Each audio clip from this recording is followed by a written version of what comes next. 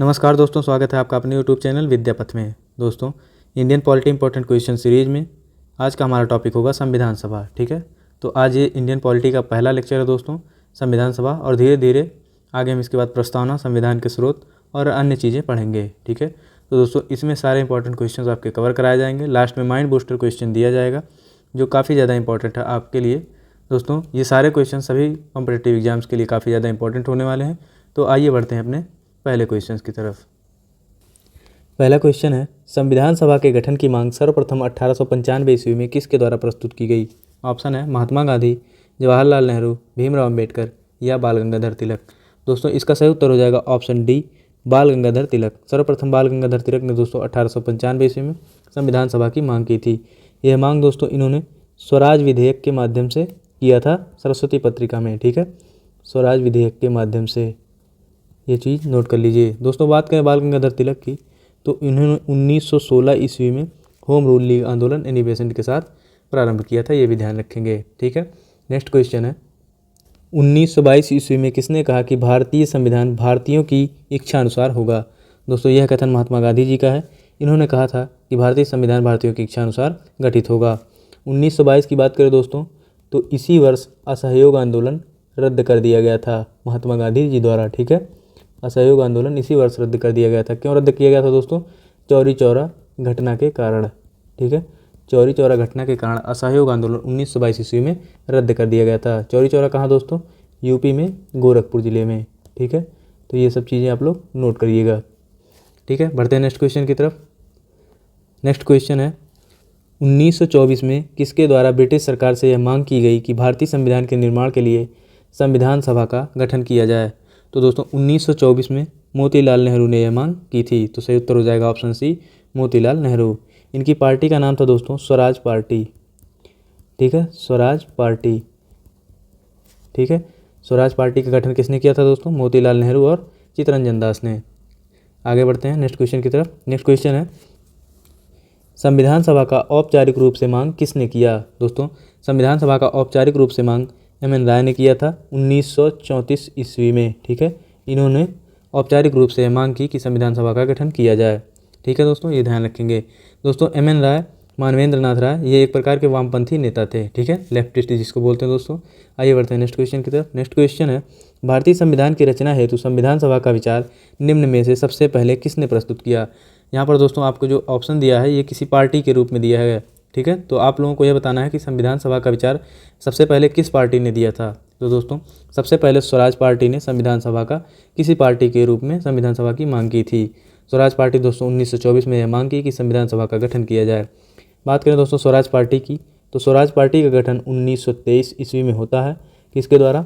दो लोग थे दोस्तों इसमें, एक थे C.R. दास अर्थात चित्तरंजन दास, और दूसरे थे मोतीलाल नेहरू।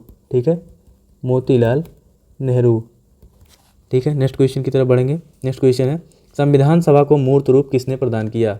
दोस्तों संविधान सभा को मूर्त रूप जवाहरलाल नेहरू ने तब प्रदान किया जब इन्होंने 1938 ईस्वी में यह घोषणा की कि जो भारतीय संविधान है यह वयस्क मताधिकार के आधार पर गठित किया जाएगा। ठीक है, वयस्क मताधिकार के रूप में संविधान सभा का गठन होगा। उनकी इसी मांग को दोस्तों 1940 ईस्वी में स्वीकार कर लिया जाता है, जिसे अगस्त प्रस्ताव के नाम से जाना जाता है। ठीक है, ये चीज़ भी ध्यान रखेंगे दोस्तों, इसे ही अगस्त प्रस्ताव के नाम से जाना जाता है। ठीक है दोस्तों, अब दोस्तों आइए देख लेते हैं संविधान सभा की मांग किनके द्वारा की गई थी। सारे क्वेश्चंस का एक बार में ही निचोड़ देख लेते हैं।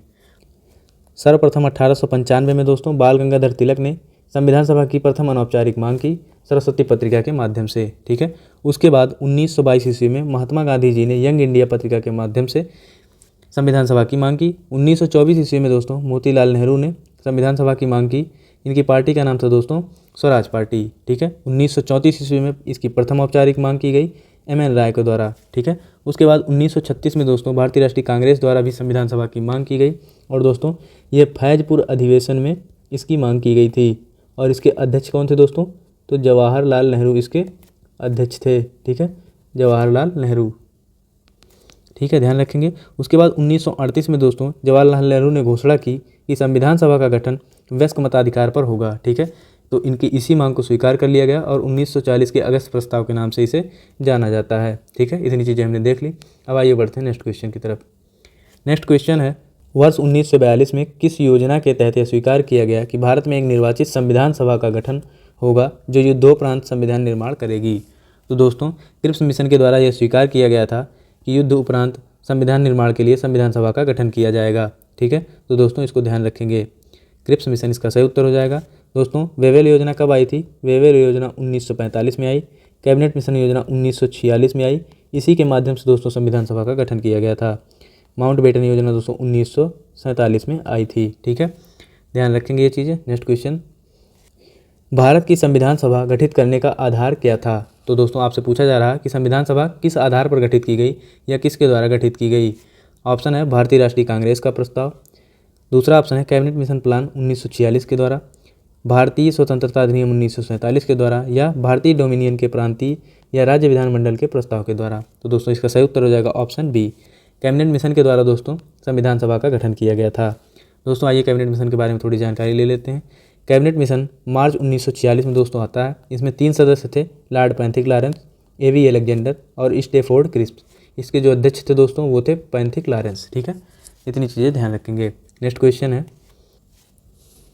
कैबिनेट मिशन योजना के अनुसार संविधान सभा में कुल कितने सदस्य होने थे? दोस्तों कैबिनेट मिशन योजना के द्वारा संविधान सभा में 389 सदस्य होने थे। आइए देख लेते हैं दोस्तों 389 सदस्यों का विभाजन किस प्रकार हुआ। टोटल दोस्तों 389 सदस्य संविधान सभा में निर्वाचित होने थे, जिनमें दोस्तों 296 सीटें ब्रिटिश भारत को दी गई और 93 सीटें देसी रियासतों को दी गई। अब इन 296 सीटों में दोस्तों इसको 2 पार्ट में बांटा गया। जो 292 सीटें थी वो 11 गवर्नरों के प्रांतों को दी गई और 4 सीटें चीफ कमिश्नरी प्रांत को दी गई। चीफ कमिश्नरी प्रांत का होता है दोस्तों यूनियन टेरिटरी अर्थात संघ शासित क्षेत्र से। ठीक है दोस्तों, जो 4 चीफ कमिश्नरी प्रांत थे उनमें था दिल्ली, अजमेर, कुर्ग और ब्रिटिश बलूचिस्तान। तो ये 4 चीफ कमिश्नरी प्रांत थे जिनको 4 सीटें निर्धारित की गई। दोस्तों जब इलेक्शन हुआ तो दोस्तों ये 296 सीटों पर इलेक्शन हुआ। 93 सीटें दोस्तों इन पर इलेक्शन नहीं हुआ था, क्योंकि यहाँ पर दोस्तों ये राजाओं को तय करने के लिए दिया गया था कि वो अपना प्रतिनिधि किसे बनाते हैं। ठीक है, तो इन 296 सीटों पर इलेक्शन होता है। आगे इसका परिणाम देखेंगे, इलेक्शन का परिणाम क्या होता है नेक्स्ट क्वेश्चन में। ठीक है, तो धीरे धीरे चीज़ों को बढ़ाते रहेंगे। दोस्तों इसकी PDF आपको टेलीग्राम चैनल पर मिल जाएगी। आप लोग लिंक डिस्क्रिप्शन में दिया होगा, वहाँ से जाकर ज्वाइन हो जाइए और PDF वहीं पर आपको मिल जाएगी।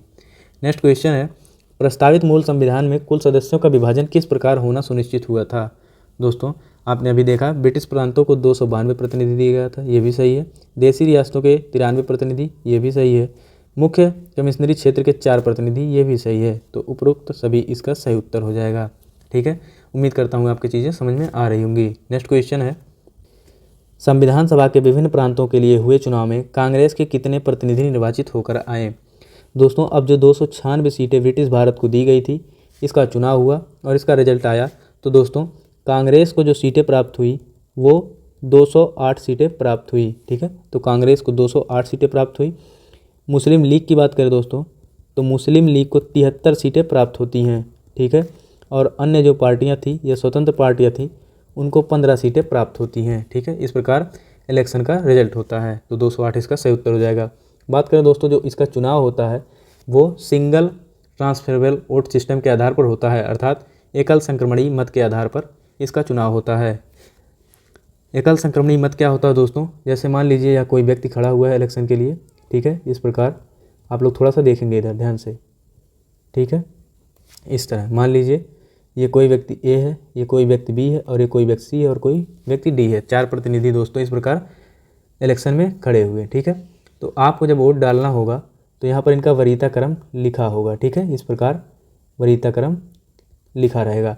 दोस्तों जब आप वोट डालने जाएंगे तो मान लीजिए आप व्यक्ति A को दूसरा स्थान देना चाहते हैं तो इस पर 2 पे क्लिक कर देंगे। ठीक है, और व्यक्ति C को प्रथम स्थान देना चाहते हैं तो 1 पे क्लिक कर देंगे, और व्यक्ति B को आप अगर तीसरा स्थान देना चाहते हो तो इस यहाँ पर टिक करेंगे, और व्यक्ति D को चौथा स्थान देना चाहते हैं तो यहाँ पर क्लिक करेंगे। ठीक है, इस प्रकार दोस्तों एक ही व्यक्ति 4 लोगों को वोट करता है, लेकिन उस प्रकार का प्रेफरेंस बनाता है। ठीक है, तो वो प्रेफरेंस के हिसाब से वोट देता है, लेकिन वो सबको वोट देता है। ध्यान रखेंगे ये चीज़ें। नेक्स्ट क्वेश्चन की तरफ बढ़ेंगे। नेक्स्ट क्वेश्चन है, पुनर्गठन के फलस्वरूप वर्ष 1947 में संविधान सभा के सदस्यों की संख्या कितनी रह गई? पुनर्गठन क्या है सबसे पहले दोस्तों इसको समझेंगे। पुनर्गठन का अर्थात है दोस्तों कि जब भारत और पाकिस्तान का विभाजन हो गया, भारतीय स्वतंत्रता अधिनियम 1947 के द्वारा तो सीटों में परिवर्तन आया। कुल मूल रूप से दोस्तों 3 परिवर्तन आए थे संविधान सभा में। आइए देख लेते हैं कौन कौन से परिवर्तन 3 आए थे। सबसे पहले दोस्तों संविधान सभा को संप्रभु बनाया गया, दूसरा विधायिका का गठन किया गया और तीसरा है सीटों में बदलाव हुआ। दोस्तों आप लोग कहेंगे कि क्या संविधान सभा संप्रभु नहीं थी? तो दोस्तों एक व्यक्ति थे M.R. जयकर, नाम याद रखेंगे, M.R. जयकर। M.R. जयकर जी का कहना था दोस्तों कि जो भारतीय संविधान सभा का गठन हुआ है ये कैबिनेट मिशन के माध्यम से हुआ है, और कैबिनेट मिशन जो भारत में भेजी गई थी ये ब्रिटिश के द्वारा भारत में भेजी गई थी। तो उनका कहना था कि ब्रिटिश के द्वारा जो योजना भेजी गई उसके द्वारा संविधान सभा का गठन किया गया है, भारतीयों का इसमें कोई योगदान महत्वपूर्ण नहीं रहा है। दोस्तों इनका कहना भी लाजमी था कि हमारी जो संविधान सभा है वो संप्रभु नहीं है। तो स्वतंत्रता अधिनियम 1947 के बाद दोस्तों इसको संप्रभु बनाया गया और कानून रखा गया कि ब्रिटिश संसद द्वारा भारत के संबंध में बनाए गए किसी भी कानून को समाप्त करने अथवा बदलने का अधिकार संविधान सभा का होगा। ठीक है, तो दोस्तों अब इस प्रकार संविधान सभा पूर्ण रूप से संप्रभु थी और अपना कानून बनाने के लिए स्वतंत्र थी। दूसरा चीज़ क्या हुआ दोस्तों, इसमें विधायिका का गठन किया गया। अब दोस्तों संविधान सभा और विधायिका 2 चीज़ें अस्तित्व में आ गई। दोस्तों विधायिका का जो अध्यक्ष थे वो जी.वी. मावलंकर थे और संविधान सभा के अध्यक्ष राजेंद्र प्रसाद जी थे। ठीक है, इस प्रकार जब विधायिका के रूप में काम होता था तो जी.वी. मावलंकर उसकी अध्यक्षता करते थे। संविधान सभा के रूप में जब भी होता था तो राजेंद्र प्रसाद उसकी अध्यक्षता करते थे। दोस्तों इस प्रकार ये चीज़ें 26 नवंबर 1949 तक चलती हैं। ठीक है, संविधान सभा 2 रूपों में कार्य करने लगा, विधायिका और संविधान सभा के रूप में। बात करें दोस्तों सीटों में बदलाव, तो सीटों में बदलाव किस प्रकार आया आइए देखते हैं उसको। टोटल दोस्तों 389 सदस्य होने थे संविधान सभा में, जो कि अब कम होकर 299 बचे हैं। ठीक है, तो अब टोटल संविधान सभा में 299 सदस्य होने थे। जो सीटें दोस्तों 296 दी गई थी ब्रिटिश भारत को, अब वो 229 बची, और जो 93 सीटें देसी रियासतों को दी गई थी उनमें से 70 सीटें बची। तो इस प्रकार सीटों में बदलाव हुआ भारतीय स्वतंत्रता अधिनियम के तहत। ये तीनों बदलाव आपके लिए काफ़ी ज़्यादा इंपॉर्टेंट है। इसका सही उत्तर हो जाएगा दोस्तों ऑप्शन बी 299। ठीक है, तो पुनर्गठन के फलस्वरूप कुल 299 सीटें बची थी। नेक्स्ट क्वेश्चन है, पुनर्गठित संविधान सभा में देसी रियासतों के लिए कितने प्रतिनिधि थे? दोस्तों प्रारंभ में कितने प्रतिनिधि थे देसी रियासतों के? 93, और इनको कम करके पुनर्गठन के बाद 70 कर दिया गया। ठीक है, तो 70 इसका सही उत्तर हो जाएगा, अभी पिछले क्वेश्चन में बताया गया आपको। ठीक है, नेक्स्ट क्वेश्चन है, कैबिनेट मिशन योजना के अंतर्गत संविधान सभा में प्रत्येक प्रांत की आवंटित सदस्य संख्या निर्धारित करने के लिए एक प्रतिनिधि कितनी जनसंख्या का अनुपात में था? दोस्तों एक प्रतिनिधि 10 लाख प्रति व्यक्ति के अनुरूप बांटा गया था। ठीक है, इस प्रकार दोस्तों कैबिनेट मिशन ने डिसाइड किया था कि 10 लाख प्रति व्यक्ति एक प्रतिनिधि होगा। ठीक है, ये भी ध्यान रखेंगे। नेक्स्ट क्वेश्चन है, संविधान सभा में किस देसी रियासत के प्रतिनिधि ने भाग नहीं लिया था? दोस्तों हैदराबाद देसी रियासत के प्रतिनिधि ने संविधान सभा में भाग नहीं लिया था। दोस्तों इन्होंने क्यों भाग नहीं लिया? क्योंकि दोस्तों ये स्वतंत्र रहना चाहते थे, राजनीतिक समाज में उनका विश्वास नहीं था। ठीक है, राजनीतिक समाज में इनका विश्वास नहीं था, ये खुद को स्वतंत्र रखना चाहते थे। ठीक है, नेक्स्ट क्वेश्चन है, डॉक्टर भीमराव अम्बेडकर का संविधान सभा में निर्वाचन हुआ था। दोस्तों डॉक्टर भीमराव अम्बेडकर का निर्वाचन संविधान सभा में सर्वप्रथम पश्चिम बंगाल से हुआ था। जब ये एरिया दोस्तों बंटवारे के बाद पाकिस्तान में चला जाता है तो ये मुंबई से दोस्तों संविधान सभा के सदस्य बनते हैं, पूना से। ठीक है, नेक्स्ट क्वेश्चन है, मुस्लिम लीग ने किस कारण संविधान सभा का बहिष्कार किया? तो दोस्तों मुस्लिम लीग संविधान सभा का बहिष्कार इसलिए कर रही थी क्योंकि मुस्लिम लीग को अलग संविधान सभा चाहिए था। ठीक है, वो अलग राष्ट्र की मांग कर रहे थे और वो दोनों राष्ट्रों के लिए अलग अलग संविधान सभा की मांग भी कर रहे थे, इसलिए दोस्तों उन्होंने संविधान सभा का बहिष्कार किया था। नेक्स्ट क्वेश्चन है, संविधान सभा के सदस्य प्रतिनिधि थे। दोस्तों जो संविधान सभा के सदस्य थे वो जनता द्वारा अप्रत्यक्ष रूप से निर्वाचित किए गए थे। नेक्स्ट क्वेश्चन है, संविधान सभा के लिए चुनाव कब संपन्न हुए? तो दोस्तों जो इलेक्शन संपन्न हुआ था वो 1946 में ही संपन्न हो गया था। नेक्स्ट क्वेश्चन है, संविधान सभा की स्थापना कब हुई? दोस्तों संविधान सभा की स्थापना 9 दिसंबर 1946 को हुई थी। संविधान सभा की पहली बैठक भी दोस्तों 9 दिसंबर को हुई थी। इसमें अस्थायी अध्यक्ष बनाया गया था डॉक्टर सच्चिदानंद सिन्हा को। ठीक है, डॉक्टर सच्चिदानंद सिन्हा को इसका अस्थायी अध्यक्ष बनाया गया। दोस्तों ये प्रक्रिया दोस्तों फ्रांस से प्रेरित थी, क्योंकि फ्रांस में भी दोस्तों जो सबसे वरिष्ठतम व्यक्ति होता है उसी को अध्यक्ष बनाया जाता है। उसी हिसाब से सच्चिदानंद सिन्हा भी सबसे वरिष्ठतम थे संविधान सभा में, तो उनको अस्थायी अध्यक्ष बनाया गया था। दोस्तों पहली बैठक कहाँ हुई थी? दिल्ली के सेंट्रल हॉल में हुई थी। ठीक है, सेंट्रल हॉल दिल्ली में पहली बैठक हुई थी दोस्तों, और इसमें कुल पहली बैठक में 211 सदस्यों ने भाग लिया था। ठीक है, 211 सदस्य। दोस्तों दूसरी बैठक कब होती है? दूसरी बैठक होती है 11 दिसंबर 1946 को, ठीक है। और इसमें अस्थायी अध्यक्ष बनाया गया राजेंद्र प्रसाद को, ठीक है। और ये अंत तक दोस्तों संविधान सभा के अध्यक्ष बने रहते हैं, ठीक है। उसके बाद दोस्तों बात करें तीसरी बैठक की, तो वो 13 दिसंबर 1946 को होती है। दोस्तों इसी बैठक में जवाहरलाल नेहरू ने उद्देश्य प्रस्ताव पेश किया, ठीक है। जवाहरलाल नेहरू ने उद्देश्य प्रस्ताव पेश किया, ठीक है। और इसी को दोस्तों 22 जनवरी 1947 को स्वीकार कर लिया गया और बाद में यही दोस्तों भारत की प्रस्तावना का रूप लेती है, ठीक है। तो इतनी चीज़ें आप लोगों ने देखा, उम्मीद करता हूँ आपके समझ में आ रही होगी। चाहे तो स्क्रीनशॉट ले लें या कॉपी में नोट करते रहें, ठीक है। आइए बढ़ते हैं नेक्स्ट क्वेश्चन की तरफ। नेक्स्ट क्वेश्चन है संविधान सभा का प्रथम अधिवेशन कहाँ हुआ? अभी आपको बताया दोस्तों दिल्ली में सेंट्रल हॉल में हुआ था, ठीक है। दिल्ली के सेंट्रल हॉल में प्रथम अधिवेशन संविधान सभा का हुआ था। नेक्स्ट क्वेश्चन है संविधान सभा के उद्घाटन अधिवेशन की अध्यक्षता किसने की? तो दोस्तों जो पहली बैठक हुई थी उसको ही उद्घाटन अधिवेशन बोलते हैं। 9 दिसंबर की जो बैठक हुई थी उसमें अध्यक्ष थे सच्चिदानंद सिन्हा, जो कि अस्थायी थे, ठीक है। नेक्स्ट क्वेश्चन है संविधान सभा के अस्थायी अध्यक्ष कौन थे? तो दोस्तों 11 दिसंबर को डॉक्टर राजेंद्र प्रसाद को अस्थायी अध्यक्ष बनाया गया था। नेक्स्ट क्वेश्चन है संविधान सभा के संवैधानिक सलाहकार कौन थे? दोस्तों संविधान सभा के संवैधानिक सलाहकार वीएन राव अर्थात वेनेगल नरसिंह राव जी थे, ठीक है। ध्यान रखेंगे दोस्तों, एक चीज़ और नोट करके लिख लीजिएगा, 11 दिसंबर 1946 को जो दूसरी बैठक हुई थी इसमें डॉक्टर राजेंद्र प्रसाद को अस्थायी अध्यक्ष बनाया गया और 2 उपाध्यक्ष नियुक्त किए गए थे। कौन कौन से थे दोस्तों? एक थे एच.सी. मुखर्जी, ठीक है, नोट करते रहेंगे नाम, एच.सी. मुखर्जी। और दूसरे व्यक्ति थे वी.टी. कृष्णमाचारी, ठीक है, वी.टी. कृष्णमाचारी, ठीक है। तो ये 2 लोग संविधान सभा के उपाध्यक्ष नियुक्त किए गए थे, ठीक है। नेक्स्ट क्वेश्चन है संविधान सभा की संघ शक्ति समिति के अध्यक्ष कौन थे? दोस्तों जो संविधान सभा की संघ शक्ति समिति थी उसके अध्यक्ष थे जवाहरलाल नेहरू, ठीक है। तो दोस्तों आइए देख लेते हैं कुछ इंपॉर्टेंट समितियां हैं, उनके अध्यक्ष कौन रहे हैं। संविधान सभा की जो समितियां इंपॉर्टेंट हैं उनके अध्यक्ष के बारे में जानना जरूरी है।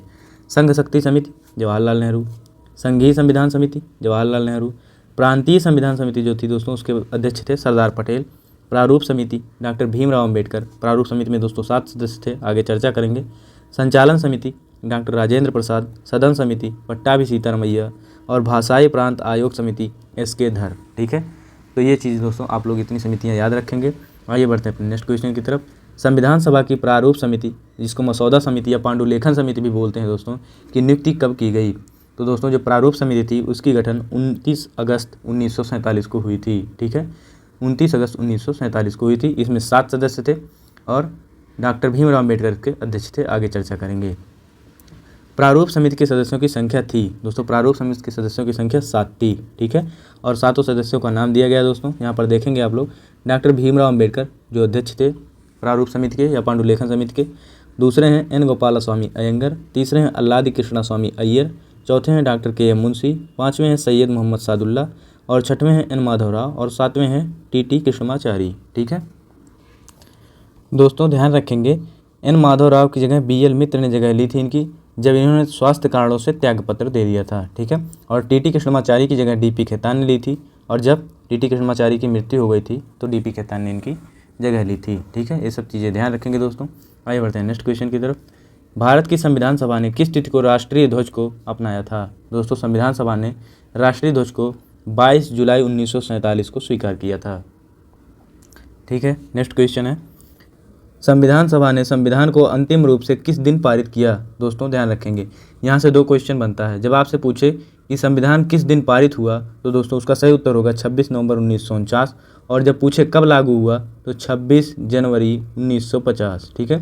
26 जनवरी 1950 को पूर्णतः लागू हुआ था और पारित हुआ था दोस्तों 26 नवंबर 1949 को, ठीक है।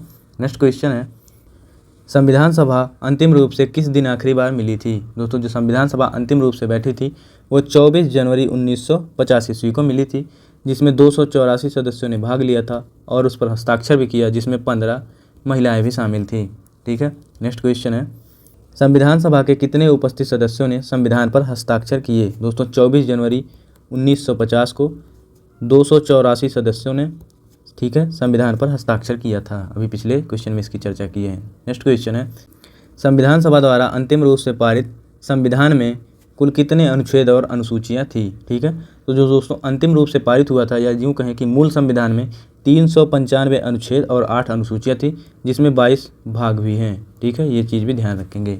नेक्स्ट क्वेश्चन है, संपूर्ण भारतीय संविधान के निर्माण में संविधान सभा को कितना समय लगा? दोस्तों संविधान सभा के निर्माण में 2 वर्ष 11 माह और 18 दिन का समय लगा था, जिसमें 64 लाख रुपए का खर्चा भी आया था। ये भी दोस्तों एक बार पीसीएस में पूछा गया था।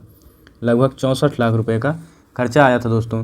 कुल इसमें 11 बैठक हुई थी, और अगर एक बैठक 24 जनवरी वाली और जोड़ें तो 11 + 1 बैठक हुई थी टोटल। ठीक है, नेक्स्ट क्वेश्चन है, भारत का संविधान लागू हुआ दोस्तों कब लागू हुआ था? 26 जनवरी 1950 को। ठीक है, भारतीय संविधान को 26 जनवरी के दिन लागू करने का निर्णय इसलिए लिया गया क्योंकि दोस्तों कांग्रेस ने इस तिथि को 1930 में स्वतंत्रता दिवस के रूप में मनाया था। ठीक है, कांग्रेस ने इसको 1930 में स्वतंत्रता दिवस के रूप में मनाया था, 26 जनवरी 1930 को। ठीक है, नेक्स्ट क्वेश्चन है, भारतीय संविधान सभा में महिला सदस्यों की कुल संख्या कितनी थी? तो संविधान सभा में दोस्तों 15 महिलाएं थी। ठीक है, अब दोस्तों हम लोग माइंड बूस्टर क्वेश्चंस को देखेंगे, जिसमें दोस्तों आपकी सारी निचोड़ जो है इस टॉपिक की दी जाएगी। आइए बढ़ते हैं पहले क्वेश्चंस की तरफ। निम्नलिखित कथनों पर विचार कीजिए। पहला कथन है, संविधान सभा का निर्वाचन सार्वभौमिक वयस्क मताधिकार के आधार पर हुआ था। दोस्तों यह कथन गलत है, क्योंकि दोस्तों संविधान सभा का निर्वाचन जनता द्वारा अप्रत्यक्ष रूप से एकल संक्रमणीय मत पद्धति के हिसाब से हुआ था। ठीक है, दूसरा कथन है, संविधान सभा के लिए प्रत्येक प्रांत की सीटों को 3 प्रमुख समुदायों मुसलमान, सिख और हिंदू में उनकी जनसंख्या के अनुपात में बांट दिया गया था। दोस्तों यहाँ पर मुसलमान सिख तो ठीक है, लेकिन हिंदू नहीं, इसको सामान्य कर लीजिए। ठीक है, तो इस प्रकार से इसको बांटा गया था, तो ये कथन भी गलत हो जाएगा। किन 3 समुदायों में बांटा गया था दोस्तों? मुसलमान, सिख और सामान्य। हिंदू गलत है, अतः यह कथन भी गलत हो गया। तीसरा कथन है, संविधान सभा का गठन कैबिनेट मिशन के प्रस्ताव के आधार पर किया गया था। ठीक है, ये दोस्तों बिल्कुल सही कथन है, तो इसका सही हो जाएगा ऑप्शन सी, केवल 3। ठीक है, नेक्स्ट क्वेश्चन है, निम्नलिखित कथनों पर विचार कीजिए। पहला कथन है, संविधान सभा में ऐसे अनेक सदस्य थे जो कांग्रेसी नहीं थे। बिल्कुल सही दोस्तों। दूसरा कथन है, संविधान सभा में समाज के अलग अलग समूहों का प्रतिनिधित्व था। दोस्तों ये भी बिल्कुल सही है। संविधान सभा के सदस्यों की विचारधारा एक समान थी। ये गलत है दोस्तों, संविधान सभा के सदस्यों की विचारधारा अलग अलग थी। चौथा कथन है, महात्मा गांधी संविधान सभा के सदस्य थे। दोस्तों ये बिल्कुल गलत है, महात्मा गांधी जी संविधान सभा के सदस्य नहीं थे। इस प्रकार ऑप्शन ए सही हो जाएगा, कथन केवल 1 और 2 सही हैं। ठीक है, नेक्स्ट क्वेश्चन है, सही युग्मों का मिलान करें। दोस्तों आपको इसमें इसका मिलान करना है और कौन सुमेलित है इसको बताना है। ठीक है, तो मेनली दोस्तों आपको ये बताना है कि कौन कौन सुमेलित हैं। पहला है, सरदार वल्लभ भाई पटेल संविधान सभा के अध्यक्ष। दोस्तों ये गलत है। ठीक है, दूसरा है, राजेंद्र प्रसाद संविधान सभा के उपाध्यक्ष। दोस्तों ये भी गलत है, राजेंद्र प्रसाद संविधान सभा के अध्यक्ष थे, ना कि उपाध्यक्ष। तीसरा है, एस.सी. मुखर्जी संविधान सभा के उपाध्यक्ष। दोस्तों ये बिल्कुल मैच करता है, एस.सी. मुखर्जी और वी.टी. कृष्णमाचारी 2 उपाध्यक्ष थे संविधान सभा के। चौथा है, जॉन मथाई अंतरिम सरकार के उद्योग एवं आपूर्ति मंत्री। दोस्तों ये कथन भी बिल्कुल सही है, तो ऑप्शन सी सही हो जाएगा, केवल 3 और 4 सही सुमेलित हैं। नेक्स्ट क्वेश्चन है, संविधान का प्रारूप जैसा विचरित किया गया है वह केवल देश के शासन के लिए तंत्र उपलब्ध कराता है। यह सत्ता में किसी विशेष दल को स्थापित करने की प्रयुक्त नहीं है, जैसा कि कुछ देशों में किया गया है। सत्ता में कौन हो, इसे जनता के विनिश्चय छोड़ देना चाहिए, जैसा कि होना चाहिए। ठीक है, यदि इस तंत्र को लोकतंत्र के परीक्षण पर खरा उतरना है। संविधान सभा के विचार विमर्श में यह कथन किसने दिया था? दोस्तों बताइए कि यह कथन उपयुक्त में जो दिया गया है ये किसका है? दोस्तों यह कथन डॉक्टर भीमराव अंबेडकर जी का है। नेक्स्ट क्वेश्चन है, संविधान सभा के किस सदस्य ने समाधान प्रस्तावित किया कि भारत का राष्ट्रीय ध्वज समान अनुपात में केसरी, सफ़ेद और गहरे रंग का क्षैतिज तिरंगा हो, जिसमें बीच में नीले रंग का एक चक्र हो? तो दोस्तों ये सुझाव किसने दिया था आपको बताना है। ये सुझाव दिया था दोस्तों पंडित जवाहरलाल नेहरू ने। अब तक हमने दोस्तों संविधान सभा से संबंधित सारे क्वेश्चन देख लिए हैं। संविधान सभा से संबंधित जो फैक्ट रह गए दोस्तों उनको हम लोग यहाँ पर देखने वाले हैं। आइए देखते हैं। ठीक है, राष्ट्रध्वज को दोस्तों संविधान सभा ने 22 जुलाई 1947 को अपनाया था और राष्ट्रगान को 24 जनवरी 1950 को अपनाया था दोस्तों। साथ ही साथ राष्ट्रगीत को भी 24 जनवरी 1950 को अपनाया था। और दोस्तों ध्यान रखेंगे, राष्ट्रमंडल में भारत की सदस्यता का सत्यापन भी 1949 में हुआ था। ठीक है दोस्तों, संविधान सभा ने मुहर के रूप में हाथी के प्रतीक का इस्तेमाल किया था। ये भी ध्यान रखेंगे, काफ़ी इंपॉर्टेंट है। ध्यान रखेंगे दोस्तों, संविधान का जो मूल संस्करण था उसको प्रेम बिहारी नारायण रायजादा ने लिखा था। ठीक है, और कैसे लिखा था दोस्तों? इटैलिक फॉर्म में। ठीक है, इटैलिक मतलब होता है दोस्तों तिरछा या प्रवाहमय, जिसको बोलते हैं प्रवाहमय शैली। ठीक है दोस्तों, तो इन्होंने प्रवाहमय शैली में संविधान का मूल संस्करण लिखा था। ठीक है दोस्तों, मूल संस्करण का सजावट किसने किया था? नंदलाल बोस एवं ब्यूहर राम मनोहर सिन्हा, जो कि शांति निकेतन के कलाकार थे। ठीक है दोस्तों, तो संविधान सभा से संबंधित सारे क्वेश्चन हमने देख लिए। उम्मीद करता हूँ दोस्तों वीडियो आपको पसंद आई। अगर दोस्तों वीडियो पसंद आई है तो चैनल को सब्सक्राइब जरूर करें, लाइक शेयर सब्सक्राइब करते रहिए। Thanks for watching. धन्यवाद दोस्तों। जय हिंद, जय भारत।